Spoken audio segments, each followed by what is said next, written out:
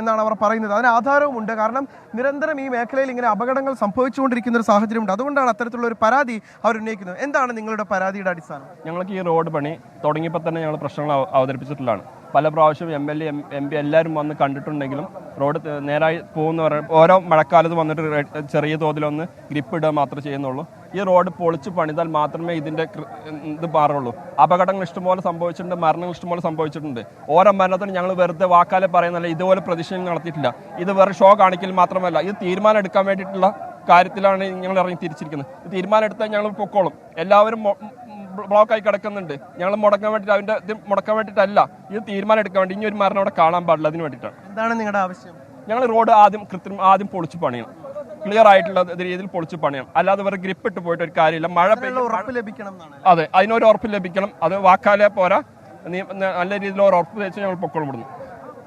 ഇപ്പോൾ പ്രദേശവാസികൾ പറയുന്ന കാര്യം, ഞങ്ങൾക്കൊരു ഉറപ്പ് ലഭിക്കണം. ആ ഉറപ്പ് എന്ന് പറയുന്നത് കേവലം വാക്കാൽ പറഞ്ഞാൽ പോരാ, ഞങ്ങൾക്ക് അതൊരു രേഖയായി തന്നെ ഇത്തരത്തിൽ ഈ റോഡിന്റെ പ്രശ്നം ഗ്രിപ്പില്ലായ്മ പരിഹരിക്കുമെന്നുള്ള കാര്യത്തിൽ ഒരു ഉറപ്പ് ലഭിക്കണം. അങ്ങനെയെങ്കിൽ പ്രതിഷേധം അവസാനിപ്പിക്കാൻ ഞങ്ങൾ തയ്യാറാണ് എന്നുള്ളതാണ് പ്രദേശവാസികൾ പറയുന്നത്. ഇപ്പോൾ ഈ സ്കൂൾ വാഹനങ്ങളടക്കം ഇതിലൂടെ കടത്തിവിടുന്നുണ്ട്, നമുക്ക് കാണാൻ കഴിയുന്നുണ്ട്. സ്കൂൾ വാഹനങ്ങളടക്കം കടത്തിവിടുന്നുണ്ട്. മറ്റു വാഹനങ്ങളൊന്നും തന്നെ നിലവിലത്തെ സാഹചര്യത്തിൽ കടത്തിവിട്ടിട്ടില്ല. റോഡ് പൂർണ്ണമായി ബ്ലോക്കാണ്. മണിക്കൂറുകളായി വാഹനങ്ങൾ ഇങ്ങനെ കുരുങ്ങിക്കിടക്കുകയാണ്. എന്തായാലും ഇപ്പോൾ നമുക്ക് ലഭ്യമാകുന്ന വിവരങ്ങൾ പ്രകാരമാണെങ്കിൽ ഈ ആശുപത്രിയിൽ ചികിത്സയിലുള്ള കുട്ടികൾക്കൊന്നും തന്നെ അത്ര ഗുരുതരമായിട്ടുള്ള, നമ്മൾ ആശങ്കപ്പെട്ട് കണക്കെയുള്ള ഗുരുതരമായിട്ടുള്ള പരിക്കുകളില്ല എന്നുള്ളത് തന്നെയാണ് ലഭ്യമാകുന്ന വിവരങ്ങൾ. 3 കുട്ടികളുടെ മരണവിവരം ഔദ്യോഗികമായി സ്ഥിരീകരിക്കുകയും ചെയ്യുന്നുണ്ട്. ജില്ലാ കളക്ടർ അടക്കം സംഭവ സ്ഥലത്തെത്തിയപ്പോൾ ആ 3 പേരുടെ മരണം സ്ഥിരീകരിച്ചിരുന്നു. അത് അങ്ങേയറ്റം ദൗർഭാഗ്യകരവും വേദനാജനകവുമാണ്. 8ാം ക്ലാസ്സിലടക്കം പഠിക്കുന്ന കുട്ടികളാണ്. അവർ പരീക്ഷ കഴിഞ്ഞ് വീട്ടിലേക്ക് മടങ്ങിപ്പോകുന്നതിനിടയിലാണ് ഇത്തരത്തിലുള്ള ഒരു അപകടമുണ്ടായത്. പരീക്ഷ കഴിഞ്ഞ് ഒരു പക്ഷേ നാളത്തെ പരീക്ഷയ്ക്കടക്കം അവർ വീണ്ടും റോഡിൽ കുത്തിയിരിക്കാൻ വേണ്ടിയുള്ള ആഹ്വാനം നൽകിക്കൊണ്ടിരിക്കുകയാണ്. ഇപ്പോൾ ഇവിടുത്തെ പ്രദേശവാസികൾ പറയുന്നത് ഇത് പ്രതിഷേധം അവസാനിപ്പിക്കുന്നില്ല. ഞങ്ങൾക്ക് ഉറപ്പ് ലഭിക്കാത്തിടത്തോളം ഈ റോഡിൽ കുത്തിയിരുന്നു കൊണ്ട് പ്രതിഷേധിക്കാനുള്ള നിർദ്ദേശമാണ് ഇപ്പോൾ നൽകിയിട്ടുള്ളത്. നമുക്ക് ഇവിടെ ദൃശ്യങ്ങൾ കാണാൻ കഴിയുന്നതും അതുതന്നെയാണ്. അത്ര വേഗത്തിൽ ഈ പ്രതിഷേധം അവസാനിപ്പിക്കാൻ കഴിയില്ല. ഇത്തവണയും തങ്ങൾ അത് അനുവദിച്ച് നൽകിയാൽ ഇതൊരു തുടർക്കഥയായി മാറും. ഒരു ഉറപ്പിലേക്കും കാര്യങ്ങൾ പോകില്ല. നിരന്തരം ഈ റോഡിൽ അപകടങ്ങൾ തുടർക്കഥയാകുന്ന സാഹചര്യം ഉണ്ടാവും. തങ്ങളുടെയും ഉറ്റവരെ നഷ്ടപ്പെടുന്ന സാഹചര്യം ഉണ്ടാവും. അത്തരമൊരു അവസ്ഥയിലേക്ക് തള്ളിവിടാൻ കഴിയില്ല എന്ന് തന്നെയാണ് പ്രദേശവാസികൾ പറഞ്ഞുകൊണ്ടിരിക്കുന്നത്. എന്തായാലും പ്രദേശവാസികളായിട്ടുള്ള ആളുകളുണ്ട്. താങ്കളിവിടെ പ്രതിഷേധം എന്ന് പറഞ്ഞാൽ നമ്മുടെ ഈ റോഡ് ഇന്ന് പണി തുടങ്ങി അന്ന് മുതൽ ഇവിടെ നിരന്തരം ദിവസം തോറും ആക്സിഡന്റ് നടന്നുകൊണ്ടിരിക്കുന്ന സ്ഥലമാണ്. അപ്പോൾ ഈ റോഡിൽ നമുക്ക് 2 സൈഡ് നോക്കിയാൽ തന്നെ കാണാം. നിങ്ങൾക്ക് ഒരു വയ്യാത്ത ഒരാളെ കൊണ്ടുപോവുകയാണ്. അപ്പോൾ അദ്ദേഹത്തിന് വേണ്ടിയിട്ടുള്ള ഒരു സൗകര്യം ഇവരെ ഒരുക്കി നൽകിയിട്ടുണ്ട്. ഇപ്പോൾ എന്തായാലും ഇതപ്പോൾ മറ്റു വാഹനങ്ങളൊന്നും തന്നെ, അതായത് അത്തരത്തിലുള്ള വാഹനങ്ങൾ കടത്തിവിടുന്നുണ്ട് എന്നുള്ളതിനപ്പുറത്തേക്ക് മറ്റു വാഹനങ്ങളൊന്നും തന്നെ കടത്തിവിടുന്നില്ല. കാരണം നാട്ടുകാരെ സംബന്ധിച്ചിടത്തോളം അവർക്ക് അവരുടെ വികാരം അത് പ്രകടിപ്പിക്കാനുള്ള ഒരു അവസരം മാത്രമാണ് ഇത്. കാരണം ഇനിയും ഇത് അനുവദിച്ച് നൽകുകയാണെങ്കിൽ ഇനി ഇതൊരു തുടർക്കഥയായി മാറും എന്നുള്ളത് തന്നെയാണ് നമുക്ക് മനസ്സിലാക്കാൻ കഴിയുന്നത്. അതുകൊണ്ട് തന്നെ അവരുടെ പ്രതിഷേധം ആ രീതിയിൽ ഇവിടെ തുടർന്നുകൊണ്ടിരിക്കുകയാണ്. റോഡിൽ കുത്തിയിരുന്നുകൊണ്ട് ഈ റോഡിൽ എല്ലാവരും ഇപ്പോൾ ഇവിടെ കുത്തിയിരുന്നുകൊണ്ട് മുദ്രാവാക്യം വിളിച്ചുകൊണ്ട് അവർ പ്രതിഷേധിക്കുകയാണ്. ഏതാണ്ട് 1 മണിക്കൂറിലധികമായി റോഡിലെ സാഹചര്യം അത് തന്നെയാണ്. ഇതുവരെ അത് പൂർണ്ണമായി നീങ്ങിയിട്ടില്ല. ഏതാണ്ട് 1.5 മണിക്കൂറോളമായി ഈ ഗതാഗത കുരുക്ക് ഇങ്ങനെ തന്നെ തുടരുകയാണ്. 4 മണി കഴിഞ്ഞാണ് ഈ അപകടം ഉണ്ടാകുന്നത്.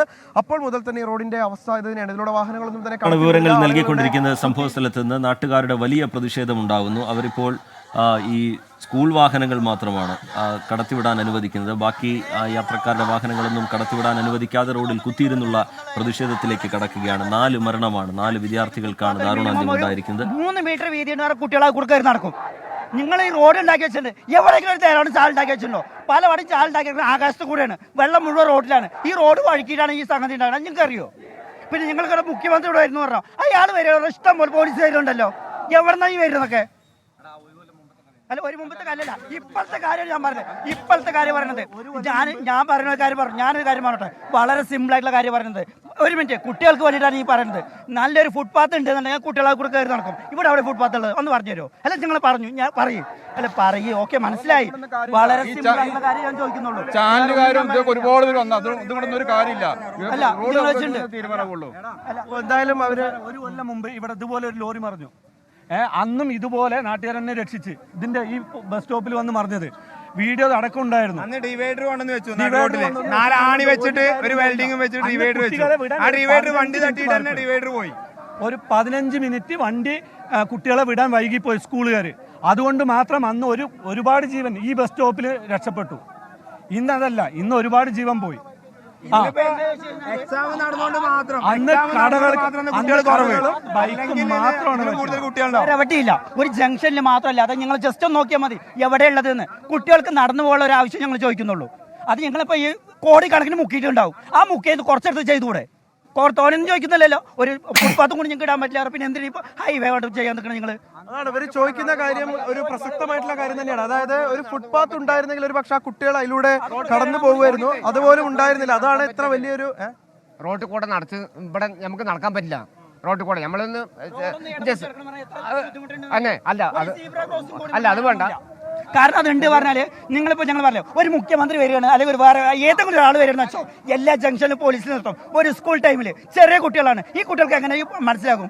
ഒരു ജംഗ്ഷനിൽ ഒരു ജസ്റ്റ് ഇഷ്ടം പോലെ പോലീസ് ഉണ്ട്. ഒരു രാവിലെ വൈകുന്നേരം 2 മണിക്കൂർ ഇവിടെ കൊണ്ടു നിർത്തി എന്താ കുഴപ്പം? അതും കൂടി ഞങ്ങളെ കൊണ്ട് പറ്റുന്നില്ല. പിന്നെ എന്തിനാണ് ഒരു ഭരിക്കണം ഭരിക്കാൻ നിൽക്കുന്നത്? നാട്ടുകാരെ നഞ്ഞത്തിക്ക് ഇടാൻ വേണ്ടിയിട്ടോ? ഇത് മുഴുവൻ എന്താ വെച്ചാൽ ഞങ്ങളുടെ പിരിച്ച് ഉണ്ടാക്കിയിട്ട് കരിമ്പൽ ചാട്ടി പോയിട്ടാണ് ഞങ്ങളുടെ ടാക്സ് ഞങ്ങൾ എടുക്കുന്നത്. അതുകൊണ്ടാണ് ഞങ്ങളുടെ നികുതിയാണിത് അല്ലേ? അതുകൊണ്ടല്ലേ ഇപ്പൊ ഇവര് കളിക്കുന്നത്. ഇപ്പൊ നിങ്ങൾ എന്താണ് ആവശ്യപ്പെടുന്നത്? ഇപ്പൊ ഞങ്ങൾക്ക് എന്താ വെച്ചാൽ പ്രോപ്പർ ആയിട്ടുള്ള സൊല്യൂഷൻ പ്രോപ്പർ ആയിട്ട് ഇപ്പൊ തരാൻ പറ്റുന്നത് അത് എഴുതി നൽകുക എന്നുള്ളതാണ്.